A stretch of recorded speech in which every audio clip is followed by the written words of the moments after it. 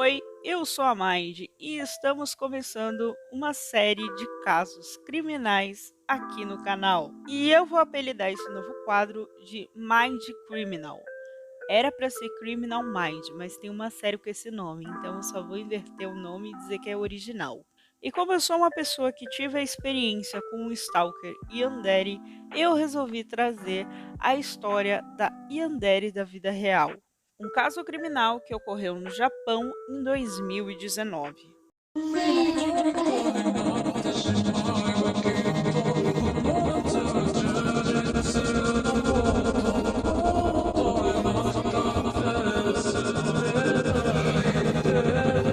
Yuka Takaoka é uma jovem japonesa muito conhecida por ser bonita e bem fofa. E em 2019, quando tinha seus 21 anos, Yuka morava na região de Shinjuku, em Tóquio. E essa região é muito conhecida por conter muitos bares, baladas e karaokês e principalmente hosts clubs. Hosts clubs são bares que, além de você pagar pela bebida, comida e pelo ambiente, você pode contratar um acompanhante, uma pessoa que vai ficar ali conversando com você e incentivando você a gastar mais em bebida e tudo mais. Vai te fazer companhia. Em teoria, os acompanhantes eles não devem fazer nenhum serviço além de fazer companhia para o cliente ali no momento ali no clube, tanto que existem alguns hosts clubs em que não é permitido que os clientes toquem nos acompanhantes. Mas por debaixo dos panos existem sim muitos acompanhantes que fazem programas nesses bares de hosts clubs. Então, essa profissão de acompanhante ela está muito ligada à prostituição. Não é todo acompanhante no Japão que faz programa, mas muitos deles fazem. Em 2019, a Yuka ela era gerente de um host club para garotas, em que a maioria dos acompanhantes eram garotos jovens bonitos dentro do padrão de beleza da sociedade japonesa. E a Yuka, ela desde que se formou no ensino médio, ela resolveu não ir para a faculdade e ela foi trabalhar como acompanhante. Então, ali com seus 21 anos, ela já tinha tido uma vasta experiência como acompanhante e estava trabalhando como gerente de um clube naquele momento. E foi justamente nesse clube em que ela era gerente que ela acabou conhecendo o Phoenix Luna, que é a vítima da história. O Phoenix é um jovem que ele já teve vários problemas familiares e financeiros, inclusive por um tempo na sua vida ele foi morador de rua. Então ele encontrou nesse trabalho como acompanhante uma forma dele conseguir se manter sem recorrer a ficar morando na rua ou pedindo comida, dinheiro para as pessoas. E por ele ser um jovem muito bonito dentro dos padrões de beleza, ele sempre fez muito sucesso no host club que ele trabalhava, que era o mesmo host club que a Yuka era gerente. E com o tempo, à medida que a Yuka foi convivendo com o Phoenix, ela também acabou se apaixonando por ele. E no início, ela pedia para sair com ele e muitas vezes ela até contratava ele para ser o seu acompanhante durante a noite. E muitas vezes ela contratava ele a noite toda para que ele não precisasse ficar com outras garotas naquela noite, que ele fosse exclusivo dela. E isso começou a ser cada vez mais recorrente.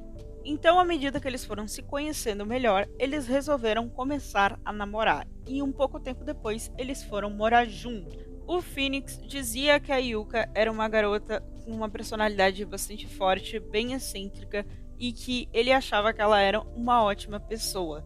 Só que as coisas começaram a mudar quando eles foram morar junto, porque a Yuka começou a ficar muito mais ciumenta e obsessiva, algo que ela já demonstrava um pouco antes, mas quando eles foram morar junto, isso piorou muito mais. Então, a Yuka ela começou a não gostar do fato do Phoenix sair durante a noite, ficar a noite toda fora, se encontrar com outras garotas. Apesar dela saber que esse era o trabalho dele como acompanhante, ela começou a não gostar que ele se encontrasse com outras garotas. Ela também vivia mandando mensagens e ligando para ele, porque ela queria a todo momento saber aonde ele estava, com quem ele estava, o que ele estava fazendo. E ela ficava muito brava quando ele não atendia ou ele demorava para responder, porque ela achava que ele estava com outra. Só que esse ciúme excessivo da Yuka começou a gerar brigas entre eles. Inclusive, foi achado mensagens que ela escrevia dizendo que Fênix tinha que ser só dela e que o único jeito que ele fosse só dela é se ela matasse ele e depois ela se matasse, porque daí os dois ficariam juntos por toda a eternidade. Ela realmente começou a pensar nisso, então ela ficou tão obsessiva, ela queria tanto o Phoenix só pra ela, que ela começou a cogitar matá-lo. Então, no dia 23 de maio de 2019, 3 dias depois que eles começaram a morar junto, e nesse dia a Yuka tinha pedido pro Phoenix ajudar ela a arrumar as coisas no apartamento. E daí vem uma inconsistência nos textos que eu pesquisei, porque alguns textos dizem que ela estava arrumando as coisas dela do apartamento porque ela ia se mudar para um apartamento sozinha. Outras notícias dizem que era para limpar o apartamento, tipo fazer a faxina do apartamento. E outras fontes dizem que era porque eles iam se mudar os dois juntos para outro apartamento, para outro lugar. Então, eu não sei dizer bem o porquê que ela pediu para ele arrumar o apartamento, mas existem essas 3 possibilidades aí. Só que ele decide dormir primeiro, porque como ele trabalhou o dia inteiro, ele resolve dormir, ele chega em casa, ele toma um banho e vai dormir, e daí quando ele acordasse, ele ia ajudar ela. Daí, enquanto ele está dormindo, ela mexe no celular dele. Sim, enquanto ele está dormindo, ela vai lá e vasculha o celular dele e ela acaba encontrando fotos íntimas dele com outra garota. Daí o Phoenix conta que por volta das 3h50 da tarde ele acordou sentindo um desconforto na barriga. Quando ele olha para a barriga dele, ele tá todo ensanguentado e tem uma faca na barriga dele e a Yuka tá meio que em cima dele, segurando a faca, olhando para ele. Então, nesse momento, ele empurra ela e começa a fugir pelo prédio. E ela vai atrás dele. Ele consegue chegar até o segundo andar e ele começa a gritar por socorro, mas ele não aguenta e ele cai no chão. Ali no chão do segundo andar do prédio, ela dá algumas facadas dele, mas daí ele olha para ela e fala que gosta dela. E quando ele fala isso, então ela para de dar as facadas nele. E depois ele conta que ele disse isso porque ele sentiu que se ele dissesse isso, ela pararia de agredir ele. Ele fica ali no chão, ensanguentado, enquanto ela fica sentada do lado, mexendo no celular e fumando um cigarro, como se nada tivesse acontecido. E não, ela não estava ligando para a polícia e nem para emergência. Ela estava falando com um amigo dela sobre uma outra coisa aleatória. Ela disse que ela se sentou ali e esperou que o Phoenix morresse para que depois ela pudesse se matar. Só que acontece que, para sorte de Phoenix, um morador ali do segundo andar ouve os gritos, vê o que está acontecendo e chama a polícia. Então, um pouco tempo depois, a polícia chega, prende a Yuka e socorre o Phoenix. E logo depois que isso tudo acontece, 2 coisas muito bizarras ocorrem. A primeira coisa é o Phoenix. O Phoenix ele foi levado ao hospital em um estado grave com 20% de chance de sobrevivência, mas ele consegue sobreviver. E ele tem uma reação muito bizarra depois que ele sobrevive. Ele fica um tempo ali no hospital se recuperando e depois ele vai para casa e ele volta a trabalhar no mesmo host club que ele trabalhava antes. Na verdade, ele diz que ele não tinha para onde ir, então que voltar para o host club era a melhor opção de vida dele e que ele conseguiria ganhar mais dinheiro e se manter trabalhando lá. Inclusive, ele diz uma entrevista com uma jornalista que ele é grato a Yuka por ter levado a facada, porque assim ele conseguiu mais dinheiro e mais oportunidade de trabalho, e que ele perdoa ela porque ela deve ter tido os motivos dela para dar uma facada nele.